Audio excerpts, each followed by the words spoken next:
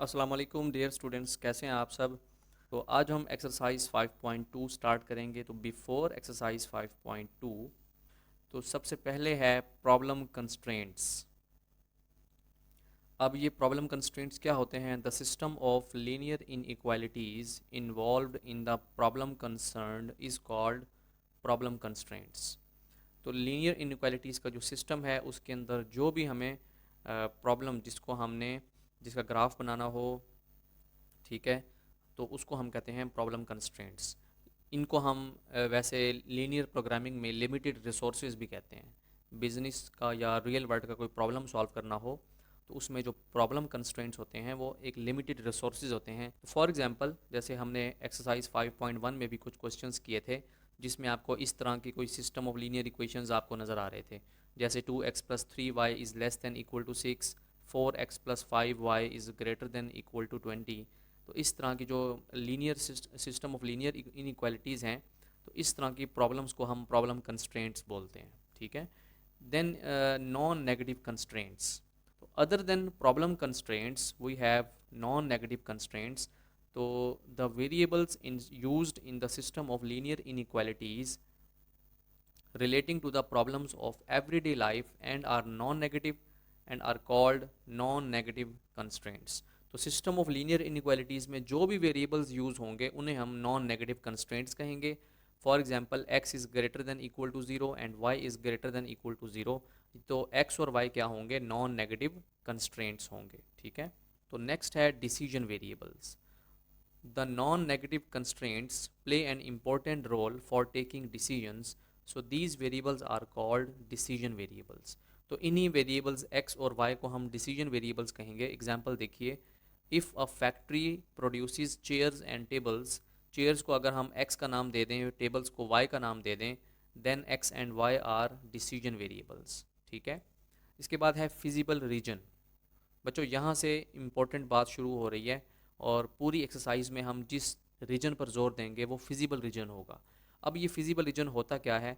A region which is restricted to the first quadrant is referred to as a feasible region for the set of given constraints. दिए गए constraints के हवाले से हम जो भी फर्स्ट क्वाड्रेंट में रीजन बनाएंगे वो फिजिबल रीजन होगा। तो हमने एक बात याद रखनी है कि इस एक्सरसाइज में हमें जब डिसीजन वेरिएबल्स साथ गिवन होंगे या नॉन नेगेटिव कंस्ट्रेंट्स गिवन होंगे तो हमारा रीजन सिर्फ और सिर्फ फिजिबल रीजन कहलाएगा, ठीक है। अच्छा, फिजिबल रीजन पर जो भी फिजिबल रीजन बनेगा उसके तमाम के तमाम सॉल्यूशंस को हम फिजिबल सॉल्यूशंस कहेंगे। तो क्या डेफिनेशन हुई फिर? Each point of the feasible region is called a feasible solution of the system of linear inequalities. इसे मैं बाद में एक्सप्लेन करता हूँ, पहले हम कॉर्नर पॉइंट की डेफिनेशन पढ़ लेते हैं। कॉर्नर पॉइंट क्या होता है बच्चों? इसे हम वर्टेक्स भी बोलते हैं। A point of a solution region where two of its boundary lines intersect is called a corner point और vertex of the solution region. तो सॉल्यूशन रीजन पर कोई एक पॉइंट ऐसा जिस पर दो बाउंड्री लाइंस मीट कर रही हों, इंटरसेक्ट कर रही हों, उन्हें हम कॉर्नर पॉइंट्स कहते हैं। बच्चों, अक्सर फिजिबल सॉल्यूशन और कॉर्नर पॉइंट्स में मिसअंडरस्टैंडिंग हो जाती है इन दोनों कॉन्सेप्ट्स को लेकर। तो मैं आपको यहाँ बताता हूँ कि फिजिबल सॉल्यूशन और कॉर्नर पॉइंट में फ़र्क होता है। मिसाल के तौर पर ये ज़रा ग्राफ देखिए। इस ग्राफ में आपको दो ब्लैक लाइंस नज़र आ रही होंगी, इन्हें हम बाउंड्री लाइंस कहते हैं। या ये जो एक्स एक्सिस और वाई एक्सिस आपको नज़र आ रही है, ये भी बाउंड्री लाइंस होंगी। This is x axis and this is why axis. अब इन ये जो ब्लैक लाइंस हैं इनमें आप गौर करें, मैंने यहाँ पर एक रीजन बनाया जो फर्स्ट क्वाड्रेंट में लाई कर रहा है। ये जो रेड शेड्स आपको नज़र आ रही हैं ये बेसिकली फिजिबल रीजन है। क्यों फिजिबल रीजन है? क्योंकि ये फर्स्ट क्वाड्रेंट से बाहर नहीं जा रहा। तो आपको ये पता होना चाहिए कि ये है फर्स्ट क्वाड्रेंट, और इस साइड पर आ जाएं तो ये सेकंड क्वाड्रेंट, इस साइड पर ये थर्ड क्वाड्रेंट एंड इस साइड पर फोर्थ क्वाड्रेंट। इस फिजिबल रीजन में आपको तीन ऐसे पॉइंट्स नज़र आ रहे हैं जो कॉर्नर पॉइंट्स हैं। तो एक पॉइंट आपको ये दरमियान में नज़र आ रहा है जिस पर ये दोनों ब्लू लाइंस मीट कर रही हैं, जिसे हम ओरिजिन भी बोलते हैं, जिसमें एक्स भी ज़ीरो होता है, जिस पर वाई भी ज़ीरो होता है। दूसरा पॉइंट आपको ये नज़र आ रहा है, ठीक है, जहाँ पर मैं रेड सर्कल कर रहा हूँ। और तीसरा पॉइंट आपको ये नज़र आ रहा है। तो ये वो तीन पॉइंट्स हैं जो कॉर्नर पॉइंट्स हैं। अच्छा, कॉर्नर पॉइंट्स का आपको पता चल गया कि इन पॉइंट्स पर दो लाइनें मीट गुजर रही होंगी, ठीक है, दो लाइनें गुजर रही होंगी, तो वो होगा कॉर्नर पॉइंट। फिजिबल सोल्यूशन क्या होता है? ये कॉर्नर पॉइंट भी हो सकता है और कॉर्नर पॉइंट के अलावा इस देखें दरमियान में जो जो रेड लाइंस हैं इनके अंदर भी कोई ना कोई पॉइंट हो सकता है, कोई भी पॉइंट जो अननोन होगा, हमारे लिए तो इस केस में अननोन है, तो वो भी सारे का सारा क्या होगा, फिजिबल सोल्यूशन में आएगा। तो कॉर्नर पॉइंट देखें, हर कॉर्नर पॉइंट एक फिजिबल सोल्यूशन होता है, लेकिन हर फिजिबल सोल्यूशन कॉर्नर पॉइंट नहीं होता, ठीक है। कॉर्नर पॉइंट वही होगा जहाँ पर बाउंड्री लाइंस मीट कर रही होंगी, और फिजिबल सोल्यूशन वो होगा जो कॉर्नर पॉइंट्स में भी हो सकता है, और इस कॉर्नर पॉइंट्स के दरमियान में ये जो रीजन बन रहा है, शेड हो रहा है, इन में से भी कोई एक पॉइंट हो सकता है, ठीक है। तो ये एक दोनों में आपने फ़र्क को समझना है। तो इसके बाद है objective function, very important definition. तो a function which is to be maximised और minimised is called an objective function. तो हमें इस एक्सरसाइज में हर क्वेश्चन में एक ऑब्जेक्टिव फंक्शन गिवन होगा, इस तरह से F of x Y equals to 2x + 3y। तो हमें क्या करना होगा, जितने भी कॉर्नर पॉइंट्स होंगे वो इसमें हम पुट करेंगे, और देखेंगे कि कहाँ पे हमारा आंसर ग्रेटर आ रहा है, तो वो हम कहेंगे कि ये फंक्शन उस पॉइंट पर मैक्सिमम है, और जिस पॉइंट पर आंसर सबसे कम आएगा तो हम कहेंगे कि यही फंक्शन उस पॉइंट पर क्या है, मिनिमाइज हो रहा है, ठीक है। इसके बाद है ऑप्टिमल सॉल्यूशन। अच्छा, जिस पॉइंट पर फंक्शन मैक्सिमाइज या मिनिमाइज हो रहा हो उसे हम कहते हैं ऑप्टिमल सॉल्यूशन। तो द फिजिबल सॉल्यूशन विच मैक्सिमाइजेज और minimises the objective function is called the optimal solution. तो ऐसा सॉल्यूशन, फिजिबल रीजन का ऐसा सॉल्यूशन जो फंक्शन को, ऑब्जेक्टिव फंक्शन को या मैक्सिमाइज कर दे या मिनिमाइज कर दे, उसे हम ऑप्टिमल सॉल्यूशन कहते हैं, ठीक है। तो for example O00, A23, B1110, तो ये इनमें से कोई मतलब ये मिसाल है, कोई एक पॉइंट ऐसा हो सकता है जो फंक्शन को या तो मैक्सिमाइज कर रहा होगा या मिनिमाइज कर रहा होगा, ठीक है। या चलें आप इसको ऊपर वाले ऑब्जेक्टिव फंक्शन में पुट करके देखते हैं। तो अगर आप देखें इस फंक्शन में मैं O पुट करूं, x भी ज़ीरो वाई भी ज़ीरो, तो ऑब्वियसली आंसर क्या आएगा, ज़ीरो आएगा। और अगर मैं x की जगह 2 और y की जगह 3 पुट करूं, तो x की जगह 2 पुट करें, 2 2 ज़ा 4, एंड y की जगह 3 पुट करें, 3 3 ज़ा 9, तो 9 + 4 इज़ 13 होगा। एंड थर्ड में अगर मैं इसमें b पुट कर दूं 11, 10, तो 2 को 11 से मल्टीप्लाई करें 22, एंड 3 को 10 से मल्टीप्लाई करें तो 30, तो ये बन जाएगा 52। अब आप आसानी से देख सकते हैं कि ये जो बी पॉइंट है 11, 10, इसकी वजह से आंसर आया 52, तो ये मैक्सिमम आंसर है, तो हम कहेंगे F is maximum at B. और ज़ीरो आ रहा है, लेस स्मॉलेस्ट वैल्यू तो यहाँ ज़ीरो है, तो हम कहेंगे कि function has minimum value at O. ठीक हो गया जी। तो next we have procedure for determining the optimal solution. अब थोड़ा सा मैंने आपको ओवरव्यू तो दे दिया था, लेकिन हम जब क्वेश्चन करेंगे तो उसमें हम किस तरह से कौन कौन सी चीज़ें फॉलो करेंगे। तो नंबर 1, हम सिस्टम ऑफ लीनियर इनइक्वालिटीज़ का ग्राफ बनाएंगे। जाहिर है कि उस ग्राफ से हम फिजिबल रीजन फाइंड करेंगे जो फर्स्ट क्वाड्रेंट का हिस्सा होगा। इसके बाद हम उस फिजिबल रीजन में जो जो भी कॉर्नर पॉइंट्स हैं वो फाइंड करेंगे।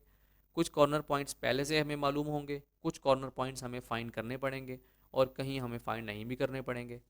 तो पॉइंट नंबर 3 ये है कि वो जो कॉर्नर पॉइंट्स आपने फाइंड कर लिए, उन कॉर्नर पॉइंट्स को आप ऑब्जेक्टिव फंक्शन में पुट करें, और उसके बाद वहाँ से ऑप्टिमल सोल्यूशन फाइंड कर लें। तो evaluate the objective function at each corner point two find the optimal solution. तो ये आपने, ये एज अ शॉर्ट क्वेश्चन भी पेपर में आ सकता है, तो इसको आपने लाजमी याद कर लेना बच्चों। तो अब हम एक्सरसाइज 5.2 स्टार्ट करते हैं बाकायदा तौर पर। क्वेश्चन नंबर 1 देखें, maximize the objective function 2x + 5y subject to the constraints. और ये हमें देखें 2 कंस्ट्रेंट्स गिवन हैं, ठीक है। ये दोनों प्रॉब्लम कंस्ट्रेंट्स हैं जैसा कि मैं आपको पहले बता चुका हूँ। और ये देखें ये क्या है, ये हैं नॉन नेगेटिव कंस्ट्रेंट्स। अच्छा, अब ये x is greater than equal to zero और y is greater than equal to zero हमें ये बता रहा है कि हमारा जो रीजन बनेगा वो फर्स्ट क्वाड्रेंट से बाहर नहीं जाना चाहिए। तो इस हवाले से इस केस में, इस एक्सरसाइज में जो भी क्वेश्चन होंगे उनका ग्राफ इजी होगा कि हमें फर्स्ट क्वाड्रेंट से बाहर नहीं जाना। ये बात आपने जहन में रखनी है। अगर हमें क्वेश्चन में x is greater than equal to zero and y is greater than equal to zero given हो, तो हमें फर्स्ट क्वाड्रेंट से बाहर नहीं जाना, लिहाजा हमारा सोल्यूशन क्या होगा, फिजिबल सोल्यूशन होगा। कंसीडर कर लें पहली इक्वेशन, पहली लीनियर इनइक्वालिटी, इक्वेशन तो नहीं कहना चाहिए क्योंकि इसमें लेस देन का साइन भी है। तो 2y - x is less than equal to 8, इसकी एसोसिएटेड इक्वेशन क्या होगी, 2y minus x equal to 8, less than और इक्वल टू को आप सिर्फ इक्वल टू लिख दें तो ये एसोसिएटेड इक्वेशन बन जाएगी। इस इक्वेशन में से आप x इंटरसेप्ट ले लें। x इंटरसेप्ट का मतलब ये कि आप वो वैल्यू फाइंड करें जो x एक्सिस पर हमें मिलेगी, और आपको पता है कि x एक्सिस पर y ज़ीरो होता है। अच्छा, तो इस एसोसिएटेड इक्वेशन में, इस इक्वेशन में y की जगह ज़ीरो पुट कर दें, x एज इट इज़ रहेगा 2 इंटू ज़ीरो ज़ीरो, और यह बन जाएगा minus X is equal to 8, तो x is equal to minus 8 आ जाएगा, और ये पॉइंट हमें मिल गया माइनस 8,0। इसके बाद है अगर हम y इंटरसेप्ट लें तो y इंटरसेप्ट पर x ज़ीरो होता है, तो 2y माइनस एक्स, एक्स की जगह ज़ीरो पुट करें तो 2y इज इक्वल टू 8 आ जाएगा, y इज इक्वल टू 4 आ जाएगा, तो पॉइंट हमें मिल गया 0,4। टेस्ट पॉइंट हम लेते हैं ओरिजिन पर, तो 2y माइनस एक्स, देखें इन इक्वालिटी में लेस देन भी था और इक्वल टू भी था। इक्वल टू तो हमने यूज़ कर लिया, अब हम लेस देन यूज़ करेंगे, लेस देन 8 आ जाएगा। तो अगर ये ओरिजिन पर है तो x भी ज़ीरो, y भी ज़ीरो, तो y की जगह ज़ीरो पुट कर दें, x की जगह ज़ीरो पुट कर दें, 2 into zero zero, zero minus zero, which is less then 8 and which is true. अच्छा, कंसीडर कर लें दूसरा प्रॉब्लम कंस्ट्रेंट, तो इसमें इसकी जो एसोसिएटेड इक्वेशन होगी वो है x minus Y is equal to 4। x intercept पे y ज़ीरो होता है, y की जगह ज़ीरो पुट करें तो x 4 के बराबर होगा, पॉइंट हमें मिल गया 4 0। y इंटरसेप्ट पर x ज़ीरो होता है तो x की जगह ज़ीरो पुट करें, minus Y is equal to 4 and y is equal to minus 4, तो पॉइंट हमें मिल गया 0 माइनस 4। टेस्ट पॉइंट हम ओरिजिन पर लेते हैं तो x minus y is less than 4, x की जगह भी ज़ीरो, y की जगह भी ज़ीरो, तो 0 is less than 4 which is true, क्योंकि 0 4 से छोटा होता है ना। तो आपने देखा कि दोनों इक्वेशंस में, दोनों इनइक्वालिटीज़ में जो टेस्ट पॉइंट है वो ट्रू है। अब चलते हैं इसके ग्राफ की तरफ।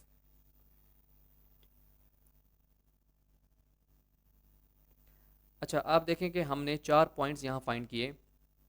पहला पॉइंट है -8 0, सेकंड है 0 4, देन 4 0, इसके बाद 0 -4। इन चारों को अगर हम प्लॉट करें तो पहला पॉइंट हमारे पास है -8,0।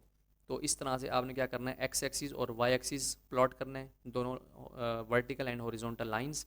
तो हॉरिजॉन्टल लाइन पर नेगेटिव साइड की तरफ जाएं तो -1 -2 से लेकर ये -8 आपको ये पॉइंट मिल जाएगा। ये है -8,0 एंड इसके बाद है 0 4, तो ये आपको मिल जाएगा वाई एक्सिस पर 0 4। इन दोनों लाइंस, इन दोनों पॉइंट्स को अगर आप स्ट्रेट लाइन से जोड़ दें तो इस तरह की आपको ये ब्लैक लाइन नंबर 1 देखने को मिलेगी। इसके बाद तीसरा पॉइंट है 4 0, ये देखें ये हो गया 4 0 एंड देन 0 -4, तो -4 यानी वाई नेगेटिव है तो नीचे की तरफ हमने -4 की तरफ जाना है। तो इन दोनों पॉइंट्स को भी आप जोड़ दें तो इस तरह की ये लाइन नंबर 2 आपको मिल जाएगी।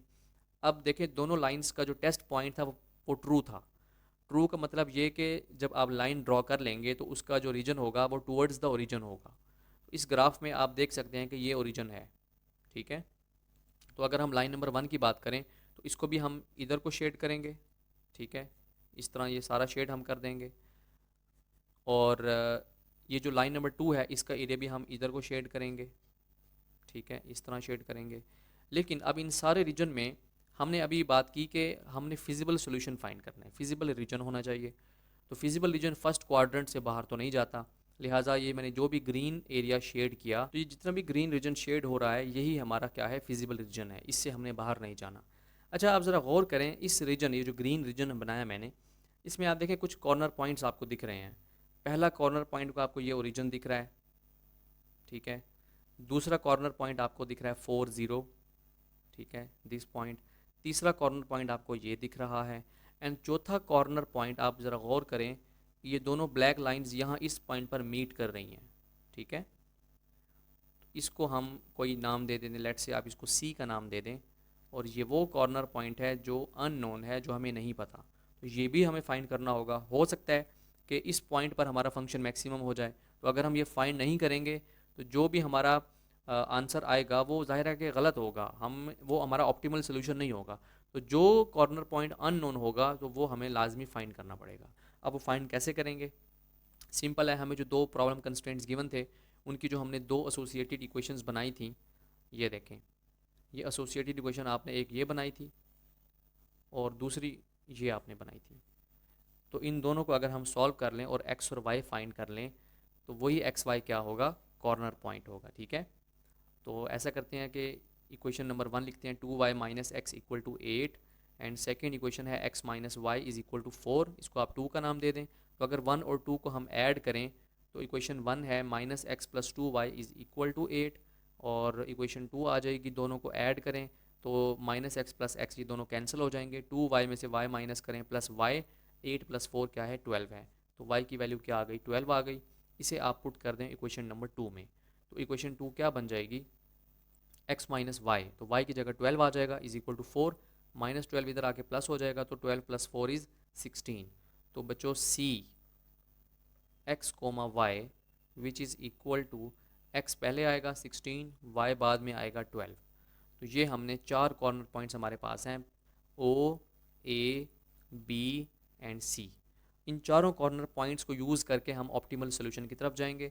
तो ये हमारा ऑब्जेक्टिव फंक्शन है 2x प्लस 5y। तो सबसे पहले O पर यानी 0 0, तो x और y दोनों की जगह 0 आ जाएगा, f of 0 0 is equal to 2x, तो x की जगह 0 प्लस एफ वाई, वाई की जगह भी 0, तो आंसर क्या आ गया 0 आ गया। एट a यानी कि 4 0, तो x की जगह 4, y की जगह 0, तो 2 इंटू 4 प्लस 5 इंटू 0, 2 4 ज़ा 8 एंड 5 इंटू 0 0 होता है, तो आंसर क्या आ गया 8 आ गया। इसके बाद b पर चेक करेंगे, b है 0 4, x की जगह 0, y की जगह 4, 2 इंटू एक्स, एक्स की जगह 0 प्लस 5 इंटू वाई, वाई की जगह 4, तो 5 4 ज़ा 20 आ जाएगा। और लास्ट में अगर हम c पर चेक करें तो f ऑफ 16 12, तो 2 टाइम्स 16 प्लस 5 टाइम्स 12, तो 2 times 16 is 32 and 5 times 12 is 60, तो 60 प्लस 32 इज़ 92। तो आप देख सकते हैं कि जो सबसे बड़ा आंसर आया वो यही 92 आया, और ये किस पॉइंट पर आया C पर आया। तो इसका मतलब हमारी जो फंक्शन की मैक्सिमम वैल्यू 92 आई है वो C पुट करने से आई है। तो क्या लिखेंगे हम, hence f is maximum at the corner point C which is 16 12। तो ये हमारा क्वेश्चन नंबर 1 था। अब आगे जितने भी 5 क्वेश्चंस रह गए हैं वो सेम इसी तरह से आपने करने हैं। क्वेश्चन नंबर 2 देखें, मैक्सिमाइज करना है इस ऑब्जेक्टिव फंक्शन को, प्रॉब्लम कंस्ट्रेंट्स हमें गिवन है और नॉन नेगेटिव कंस्ट्रेंट्स भी गिवन है, लिहाजा हमारा सोल्यूशन रीजन फिजिबल कहलाएगा, फर्स्ट क्वाड्रेंट से बाहर नहीं जाएगा। तो कंसीडर कर लें पहला प्रॉब्लम कंस्ट्रेंट, इसकी एसोसिएटेड इक्वेशन क्या होगी 2x plus 5y is equal to 30। x intercept पर या x एक्सिस पर y 0 होता है, तो y की जगह 0 पुट कर दें, तो 2x plus 0 is equal to 30, 2x is equal to 30 and x is equal to 15, तो 15, 0 आ जाएगा। y एक्सिस पर x 0 होता है, तो x की जगह 0 पुट कर दिया, plus 5y is equal to 30, 5y is equal to 30 and y is equal to 5 6 30, तो 0, 6 आ जाएगा। टेस्ट पॉइंट हम लेते हैं ओरिजिन पर, तो 2x प्लस 5y पहले था क्वेश्चन में था less than equal to use कर लिया, अब हम सिर्फ लेस देन यूज़ करेंगे, तो 2x plus 5y is less then 30, x भी 0 y भी 0, ठीक है, x 0 y 0, तो 0 is less then 30 which is true. Consider कर लें सेकंड कंस्ट्रेंट, तो इस कंस्ट्रेंट में एसोसिएटेड इक्वेशन होगी 5x plus 4y is equal to 20, x intercept पर y 0 होता है, तो 5x plus 4 into y, 4 into 0 0 is equal to 20, 5x is equal to 20 and x is equal to 4, तो point आ गया 4 0। और y इंटरसेप्ट पर x 0 होता है, तो x को 0 पुट कर दें, plus 4y is equal to 20, तो 4y is equal to 20, y is equal to 5, तो पॉइंट आ गया 0 5। टेस्ट पॉइंट ओरिजिन पर लेंगे, तो 5x plus 4y is less then 20, x भी 0 y भी 0, तो 0 is less then 20 which is true. तो ये 4 पॉइंट्स जो हमने फाइंड किए, ये चारों को हम प्लॉट कर देंगे हमारे ग्राफ में। तो ये चारों पॉइंट्स, ठीक है, इनको हम प्लॉट करते हैं अपने ग्राफ पर, तो x axis and y axis. तो इस पर सबसे पहले है 15, 0, तो ये देखें राइट साइड पर आप 15 यूनिट्स गिन लें, 1 2 3 4 इस तरह से चलते जाएं, तो ये 15 पर आपको ये पॉइंट मिल जाएगा, तो दिस इज़ 15, 0 एंड इसके बाद है 0 6। तो ये देखें y एक्सिस पर ऊपर की तरफ गिनना शुरू करें, तो 1 2 3 4 5 6, तो 6 पर पॉइंट ड्रॉ कर लें, इन दोनों पॉइंट्स को आपने स्ट्रेट लाइन से जोड़ दिया। इसके बाद सेकंड इक्वेशन में पहला पॉइंट था 4, 0, तो this is 4, 0 and second point था 0, 5, इन दोनों को भी जोड़ दिया तो आपको दूसरी इक्वेशन मिल जाएगी। तो ये है लाइन नंबर 1 एंड ये है लाइन नंबर 2। अब हमें इन दोनों का सोल्यूशन रीजन चाहिए जो फर्स्ट क्वाड्रेंट से बाहर नहीं जाना चाहिए। अच्छा, अब देखें दोनों के लिए हमारा जो टेस्ट पॉइंट था वो ट्रू था, तो दोनों लाइंस का जो रीजन है वो ओरिजिन की तरफ होगा। चलें, तो पहले मैं ऐसा करता हूँ कि आपको रफ सा बना के दिखाता हूँ। अगर हम लाइन नंबर 1 की बात करें तो इसका रीजन कुछ ऐसा होगा, राइट, कुछ ऐसा होगा, ओरिजिन की तरफ होगा ना। अच्छा, और जो ये वाली लाइन नंबर 2 है इसका रीजन कुछ इस तरह का होगा, ठीक है, इसका रीजन कुछ इस तरह का होगा। अब ये जो दोनों रीजन हैं इन दोनों का कॉमन रीजन कौन सा होगा, यानी कि ऐसा रीजन तो दोनों का हिस्सा हो लेकिन फर्स्ट क्वाड्रेंट से बाहर ना जाए। तो ये ओनली ऐसा रीजन, ये देखें, क्योंकि दोनों ओरिजिन की तरफ जा रहे हैं तो लाजमी बात है कि इन दोनों लाइंस का ये वाला रीजन जो ट्राइंगल शेप बन रहा है ऑलमोस्ट, यही इन दोनों का कॉमन रीजन होगा। इससे बाहर आपने नहीं जाना, ठीक है। तो ये हमारा क्या होगा, फिजिबल रीजन होगा। अच्छा, आप ज़रा गौर करें इस फिजिबल रीजन में कितने कॉर्नर पॉइंट्स हैं। देखें, एक कॉर्नर पॉइंट तो हमें ओरिजिन मिल गया ओ, यानी कि 0 0। दूसरा कॉर्नर पॉइंट है 4 0 एंड तीसरा कॉर्नर पॉइंट हमें मिल गया 0 5। अच्छा, आप देखें कि इसमें ऐसा कोई और पॉइंट नहीं है जो अननोन हो, लिहाजा हमें मज़ीद कॉर्नर पॉइंट्स फाइंड करने की ज़रूरत नहीं है। हम यही कॉर्नर पॉइंट्स क्या करेंगे, यूज़ करेंगे और ऑप्टिमल सोल्यूशन तक पहुंचेंगे। तो पहला कॉर्नर पॉइंट ओ है 0 0, दूसरे को आप ए का नाम दे दें 4 0, तीसरे को बी का नाम दे दें 0 5। आप चाहें तो 4 0 को बी भी कह सकते हैं, 0 5 को ए भी कह सकते हैं, कोई ऐसा मसला नहीं है। चलें जी, फाइंड द ऑप्टिमल सोल्यूशन। तो ये हमारे पास ऑब्जेक्टिव फंक्शन है, इसमें आप एक्स भी 0 पुट कर दें, वाई भी 0 पुट कर दें। तो एक्स की जगह 0, 3 इंटू वाई, वाई की जगह 0, तो आंसर आ जाएगा 0 एट ए, यानी कि 4 0। एक्स की जगह 4 पुट कर दें, वाई की जगह 0, तो 4 + 3 × 0, तो आंसर आ गया 4। फिर आप एक्स की जगह 0, वाई की जगह 5 पुट करें, तो एक्स 0 के बराबर +3 × वाई, वाई की जगह 5, तो 3 5 ज़ा 15। तो बड़ी वैल्यू कौन सी 15 है, और किस पॉइंट पर आई, बी पॉइंट पर। तो आप कहेंगे hence f is maximum at the corner point B which is 0, 5। जी, क्वेश्चन नंबर 3 देखें। मैक्सिमाइज करना है सेम उसी ऑब्जेक्टिव फंक्शन को, मैक्सिमाइज करना है ऑब्जेक्टिव फंक्शन 2x + 3y को सब्जेक्ट टू द कंस्ट्रेंट्स, ये दोनों हमें गिवन है, साथ में हमें नॉन नेगेटिव कंस्ट्रेंट्स भी गिवन है। तो कंसीडर कर लें पहला कंस्ट्रेंट, तो इसकी associated equation 2x + y is equal to 4, name it as 1, and x axis पर y 0 होता है, y की जगह 0 पुट करें इक्वेशन 1 में, तो 2x is equal to 4 and x is equal to 2, तो 2, 0। y एक्सिस पर x 0 होता है तो x की जगह 0 पुट करें तो y इज इक्वल टू 4 आ जाएगा, 0, 4। टेस्ट पॉइंट ओरिजिन पर लेते हैं, तो 2x + y is less than 4 होगा, x भी 0, y भी 0, तो 0 is less than 4 which is true. Consider कर लें दूसरा कंस्ट्रेंट, तो 4x - y is less than equal to 4, associated equation 4x - y is equal to 4। X axis पर y 0 होता है तो y को 0 पुट कर दें, इस एसोसिएटेड इक्वेशन को आप 2 का नाम भी दे सकते हैं। तो इसी 2 में आपने y को 0 पुट करना है, तो 4x is equal to 4 and x is equal to 1, तो पॉइंट आ गया 1, 0। y इंटरसेप्ट पर x 0 होता है तो इसी इक्वेशन 2 में x की जगह 0 पुट करें, -y is equal to 4, 0 - y is equal to 4, -y is equal to 4 and y is equal to -4, तो 0 -4 आ जाएगा। टेस्ट पॉइंट o पर लेंगे, 4x - y is less than 4, और x भी 0, y भी 0, तो 0 is less than 4 which is true, तो दोनों ट्रू हैं। अब ये जो चारों पॉइंट्स हैं इनको अगर हम प्लॉट करें इस ग्राफ पर, तो बच्चों पहली इक्वेशन में जो पॉइंट्स थे वो थे 2 0 और 0 4। तो ये देखें, this is 2 0 and this is 0 4, ठीक है। इन दोनों लाइंस को आप जोड़ दें तो ये बन जाएगी line number 1। And second equation में हमने फाइंड किया था 1 0 एंड 0 -4, तो this is 1 0 and this is 0 -4। इन दोनों को भी आप स्ट्रेट लाइन से जोड़ दें, और चूंकि दोनों का जो टेस्ट पॉइंट था वो ट्रू था, लिहाजा दोनों को हम इसका दोनों का ग्राफ जो है वो ओरिजिन की तरफ होगा। तो आप देखें जो ओरिजिन की तरफ ग्राफ बनाया जाएगा उसमें जो कॉमन रीजन आएगा वो ये होगा, ठीक है, जस्ट यही होगा। और आपने ये ध्यान रखना है कि फर्स्ट क्वाड्रेंट से बाहर नहीं जाना, ठीक है, बस यही रीजन होगा। अच्छा, ये रीजन क्यों होगा ज़रा गौर करें। अगर आप लाइन नंबर 1 की बात करें तो इसका जो रीजन होगा वो इस तरह से बनेगा ना, ओरिजिन की तरफ बनेगा, ठीक है, इस टाइप से होगा। और जो सेकंड लाइन है इसका रीजन कुछ इस तरह से होगा, ठीक है, इस तरह से होगा। अब आप देखें कि दोनों का कॉमन रीजन कौन सा बन रहा है। दोनों का कॉमन रीजन जहाँ पर ये आपको जो बॉक्सेस नज़र आ रहे हैं, ये जो बॉक्सेस हैं ये आप देखें यहाँ से शुरू हो रहे हैं, इस लाइन से शुरू हो रहे हैं और ये आगे की तरफ जा रहे हैं, यानी कि ये लाइन और फिर इस तरह से यूँ जा रहे हैं। अच्छा, अब आपने क्या करना है कि फर्स्ट क्वाड्रेंट से बाहर तो नहीं जाना, तो ये जो मैंने रेड लाइंस शेड की थी यही इन दोनों का कॉमन रीजन होगा, ठीक है, जो रीजन दोनों लाइनों का है। अच्छा, अभी इस रीजन पर आप देखें कि आपको चार कॉर्नर पॉइंट्स नज़र आ रहे हैं। पहला कॉर्नर पॉइंट तो आपको ये ओ नज़र आ रहा है, ओरिजिन, ठीक है।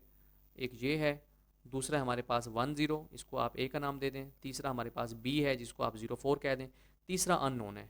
ये देखें, ये वो पॉइंट है, कॉमन पॉइंट, कॉर्नर पॉइंट, जो इस फिजिबल रीजन का है, जो हमें नहीं पता, तो हमें ये फाइंड करना पड़ेगा। तो उसी तरह से जो एसोसिएटेड इक्वेशंस हमने बनाई थी, इक्वेशन 1 और 2 का नाम दे दें उनको। तो आप देखें इक्वेशन 1 में +y, 2 में -y, दोनों को ऐड कर दें। तो ये है इक्वेशन 1 एंड ये है इक्वेशन 2। दोनों को माइनस करेंगे तो +y - y cancel, 4 + 2 6x is equal to 4 + 4 8 and x is equal to 8/6। तो 2 से डिवाइड करें तो 2 4 ज़ा 8 एंड 2 3 ज़ा 6। तो x की वैल्यू क्या आ गई 4/3। अब यही x की वैल्यू अगर हम इक्वेशन 1 में पुट करें, तो इक्वेशन 1 है 2x + y, तो x की जगह 4/3 पुट करें, 2 4 ज़ा 8, this is 8/3 plus y is equal to 4। y is equal to 4, 8/3 इधर आके माइनस हो जाएगा, 3 4 ज़ा 12, तो 12 - 8/3, 12 - 8 is equal to 4 and this is 4/3। तो ये y की वैल्यू आ गई। अब ये x और y क्या है, ये कॉर्नर पॉइंट है जिसको आप c कह सकते हैं। तो ये चारों कॉर्नर पॉइंट्स अगर हम ऑब्जेक्टिव फंक्शन में पुट करें, z था तो इसको आप f(x, y) कह सकते हैं। तो पहले आप ओरिजिन पुट करेंगे 0 0, x भी 0 y भी 0, तो डेफिनेटली आंसर 0 आएगा। 1 0, x की जगह 1, y की जगह 0, तो 2 × 1 + 3 × 0, तो आंसर आ जाएगा 2। b पुट करें 0 4, तो x की जगह 0, y की जगह 4, तो 3 4 ज़ा 12 होगा। c पुट कर दें तो 2x + 3y, x की जगह भी 4/3, y की जगह भी 4/3, ठीक है। तो 2 4 ज़ा 8, दिस इज़ 8/3, 3 4 ज़ा 12, दिस इज़ 12/3, 20 + 12 + 8, दिस इज़ 20, 20/3 क्या होता है 6.67 होता है। तो आप देखें इन चारों में से कौन सा आंसर ग्रेटर है, कौन सा आंसर ग्रेटर है बच्चों, ये वाला ग्रेटर है ना, 12 ग्रेटर है। और ये किस पॉइंट की वजह से आया, ये आया बी पॉइंट पुट करने की वजह से। तो हम क्या लिखेंगे, hence f is maximum at corner point B, यानी कि 0,4।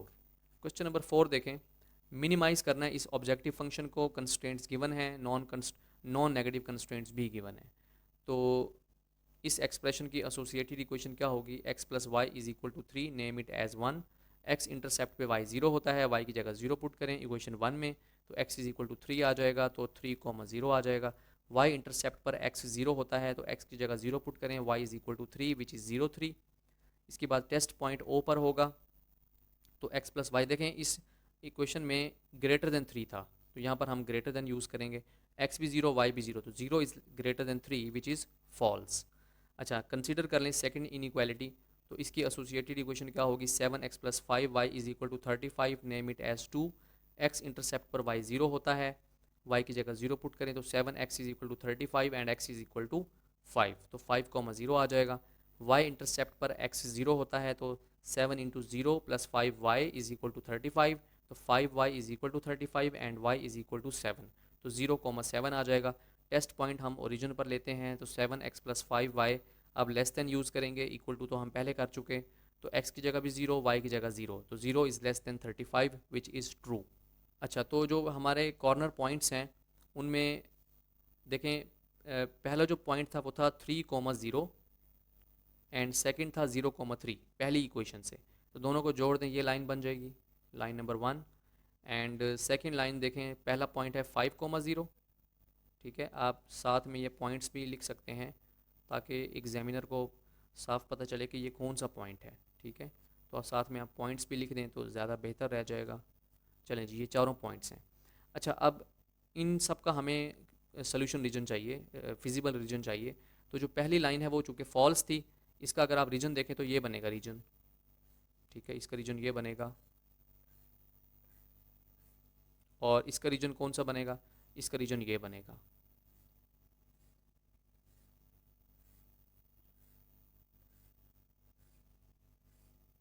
अच्छा, अब इसमें आप बताएं कि ऐसा रीजन जिसमें दोनों लाइंस का रीजन कॉमन हो रहा है वो हमने बताना है। तो डेफिनेटली वो सिर्फ यही है, ठीक है, वो ये वाला है, क्योंकि इसमें आप देखें दोनों लाइंस आ रही हैं। लेकिन आप देखें मैं इन दोनों ब्लैक लाइन से बाहर नहीं जाऊंगा और फर्स्ट क्वाड्रेंट से बाहर भी नहीं जाऊंगा। ठीक ठीक है, तो ये जो हमारा ब्लैक एरिया है ये क्या है, इसका सॉल्यूशन रीजन है। इससे बाहर आपने नहीं जाना क्योंकि वो रीजन इन दोनों का कॉमन नहीं है। और ये भी याद रखना है कि आपने फर्स्ट क्वाड्रेंट से भी बाहर नहीं निकलना। चलें जी, ये हमें मिल गया। अब इसमें देखें ये चारों पॉइंट्स कॉर्नर पॉइंट्स हैं जो भी हमारे पास मौजूद हैं, तो यही हमारे कॉर्नर पॉइंट्स हैं। इन चारों को हम पुट कर देंगे ऑब्जेक्टिव फंक्शन में। तो पहला पॉइंट है ए 3,0, तो एफ ऑफ 3,0, तो 2x+y था ना ऑब्जेक्टिव फंक्शन, तो 2x+y, एक्स की जगह 3 पुट करें तो 2 3 6, बी पुट करें 0 3, एक्स की जगह 0 y 3, 2 इंटू 0 +3 तो which is 3, C 5 0, x 5 y 0, तो 2 इंटू एक्स प्लस 0, तो 2 इंटू 5 10 होता है, एट डी यानी कि 0 7, तो x की जगह 0 y की जगह 7, तो आंसर क्या आ गया 7 आ गया। अब आप देखें इनमें सबसे छोटा आंसर कौन सा आया 3, और ये किस पॉइंट पर आया b पर आया यानी 0 3 पर, तो क्या लिखेंगे hence f is minimum at b यानी कि 0 3। क्वेश्चन नंबर 5 देखें, मैक्सिमाइज करना है फंक्शन को, ऑब्जेक्टिव फंक्शन को सब्जेक्ट टू द कंस्ट्रेंट्स, ये हमें गिवन है। तो पहला कंस्ट्रेंट जिसकी associated equation 2x+y is equal to 8 होगी, x इंटरसेप्ट पर y 0 होता है, इसको नाम दे दें 1 का, तो y की जगह 0 पुट करें, 2x इज इक्वल टू 8 आ जाएगा and x is equal to 4, तो 4,0, y इंटरसेप्ट पर x 0 होता है, 2 into 0 plus y is equal to 8, 2 into 0 0 plus y is equal to 8 and y is equal to this is 8, तो answer क्या आ गया 0 8। Consider कर लें, अच्छा टेस्ट पॉइंट, तो टेस्ट पॉइंट ओरिजिन पर होगा, 2x+y is less than 8, x भी 0 y भी 0, तो 0 is less than 8 which is true. Consider कर लें x+2y is less than equal to 14, तो associated equation x+2y is equal to 14, x intercept पर y 0 होता है, y 0 पुट करें इक्वेशन 2 में, तो x इज़ इक्वल टू 14 आ जाएगा, तो 14,0 ये पॉइंट है। इसके बाद y इंटरसेप्ट पे x 0 होता है, तो x की जगह 0 पुट करें, 2y is equal to 14, 2y is equal to 14 and y is equal to 7, तो पॉइंट क्या आ गया 0 7। टेस्ट पॉइंट ओरिजिन पर लेते हैं, x+2y is less then 14, x भी 0 y भी 0, तो 0 is less then 14 which is true.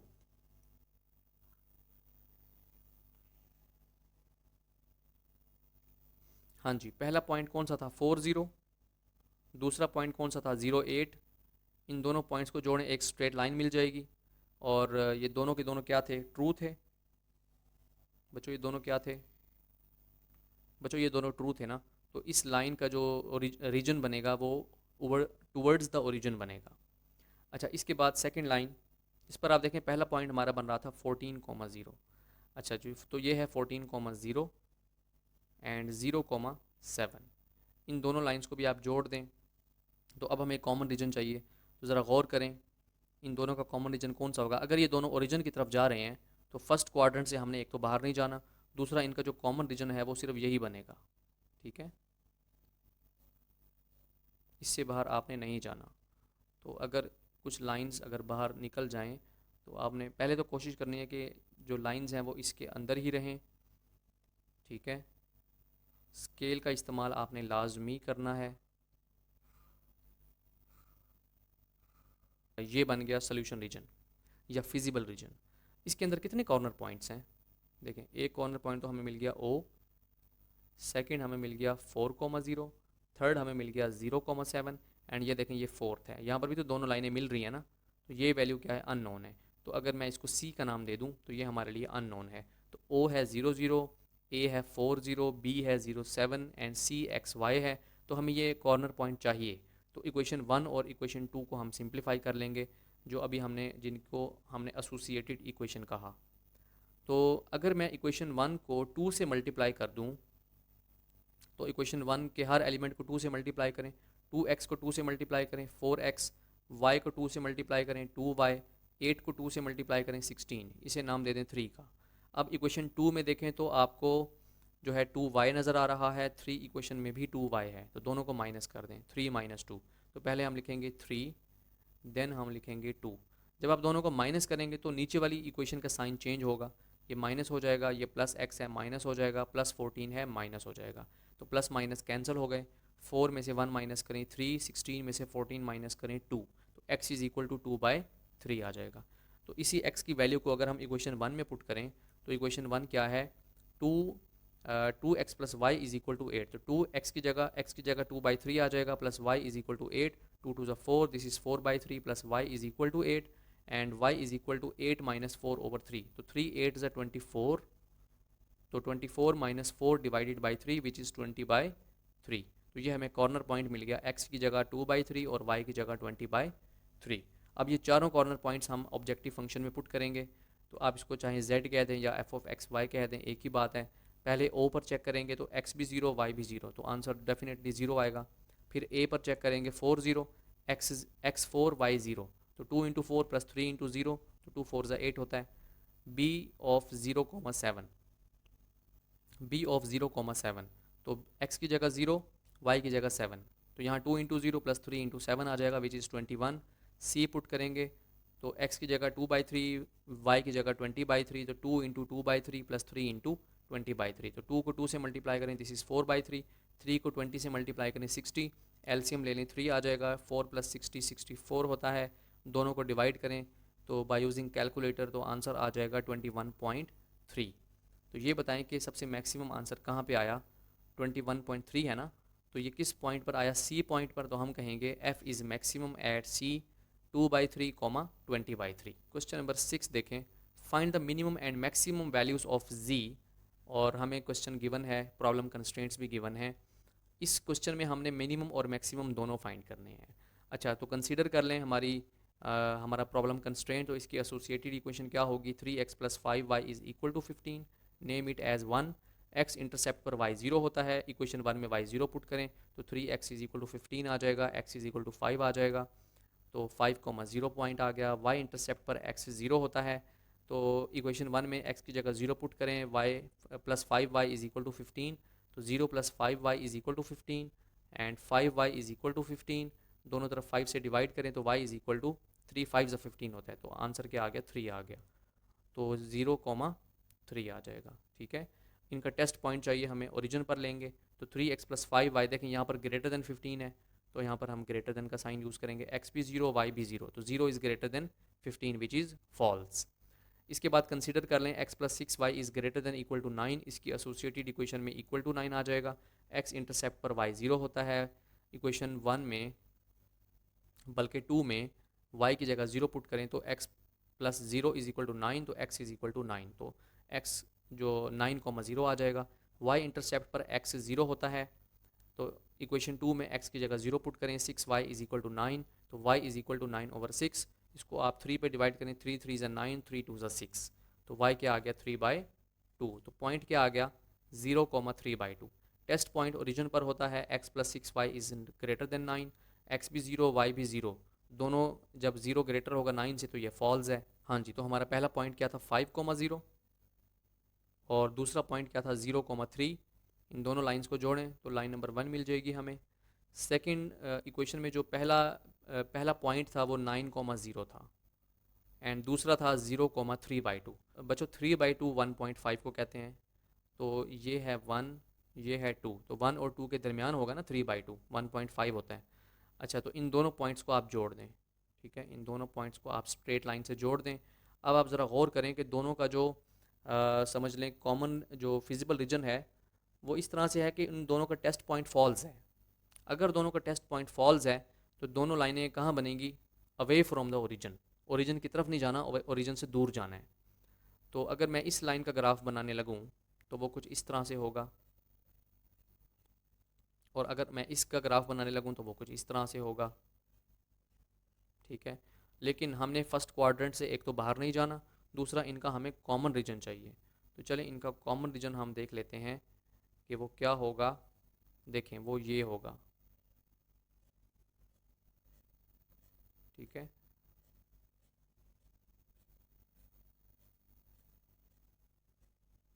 ठीक है, इस एक्स एक्सिस ये जो ब्लू लाइन है ना, इससे बाहर फिर आपने नहीं जाना, तो ये आपका ग्राफ होना चाहिए इस तरह से, जितना मर्जी ऊपर ले जाएं आप, लेकिन आपका जो पेज होगा जिस पर आप क्वेश्चन अटैम्प्ट कर रहे हैं, कोशिश करनी है कि उसके साथ कंपैटिबल हो।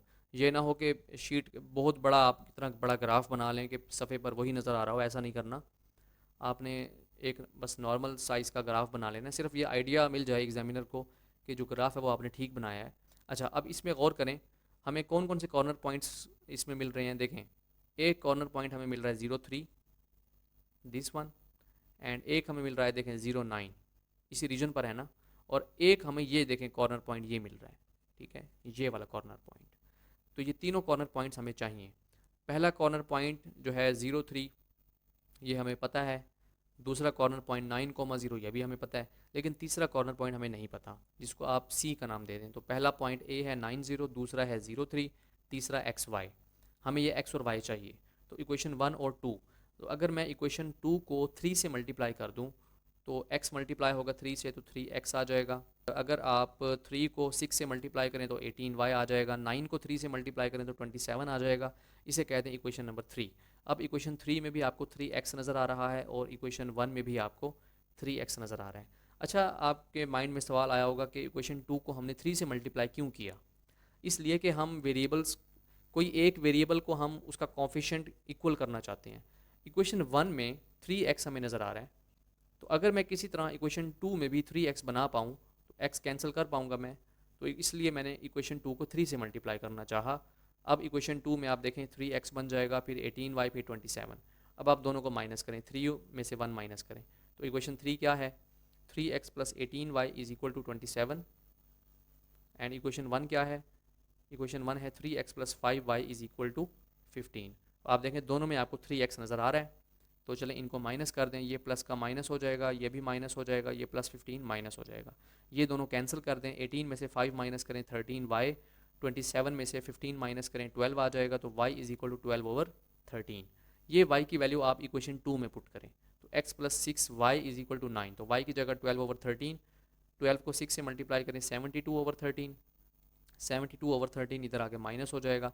तो 13 9 ज़ा 117, माइनस करें 72 से डिवाइडेड बाई 13, तो दोनों को माइनस करें तो 45 आ जाएगा डिवाइडेड बाई 13। तो x की वैल्यू भी आ गई और y की वैल्यू भी आ गई। तो c हमने फाइंड कर लिया। अब हमारे पास 3 कॉर्नर पॉइंट्स हैं, तो ये तीनों बारी बारी हम पुट करेंगे हमारे इस फंक्शन में। तो z is equal to f of x y. तो सबसे पहले a यानी कि 9, 0, तो x की जगह 9, y की जगह 0। 3 टाइम्स 9 प्लस 0, 3 9 ज़ा 27। एंड इसके बाद b पुट करेंगे, x की जगह 0, y की जगह 3। तो x की जगह 0, y की जगह 3, तो आंसर आ जाएगा 3। इसके बाद c है 45/13 एंड 12/13। तो फंक्शन में x और y की जगह ये दोनों वैल्यूज़ पुट करें। इसके बाद 3x प्लस वाई, तो x की जगह 45/13 और y की जगह 12/13। तो 3 को 45 से मल्टीप्लाई किया तो 135 एंड डिवाइडेड बाई 13, और ये 12/13 एज इट इज़ रहेगा। दोनों को ऐड करें तो 147/13, दोनों को कैलकुलेटर से सॉल्व करें तो आंसर आ जाएगा 11.3। अब उसने हमसे मैक्सिमम और मिनिमम दोनों पूछे हैं। तो ये बताएं इन तीनों में से सबसे छोटा आंसर कौन सा है। 3 है ना, ये देखें ये 3 है। और ये 3 कौन सा पॉइंट पुट करने से आया, 0, 3 पुट करने से आया। तो क्या लिखेंगे, z is minimum at b यानी कि 0, 3, और मैक्सिमम आंसर आप देख सकते हैं 27 आ रहा है, और ये हमें a पुट करने से मिला। तो क्या लिखेंगे, एंड मैक्सिमम एट a यानी कि 9, 0। तो बच्चों ये थी एक्सरसाइज 5.2। आई होप आपको ये एक्सरसाइज समझ आ गई होगी। ग्राफ पर आपने फोकस ज़्यादा करना है और स्केल का लाजमी आपने इस्तेमाल करना है। तो मिलते हैं जी रिव्यू एक्सरसाइज 5 में। टिल देन अल्लाह हाफिज़।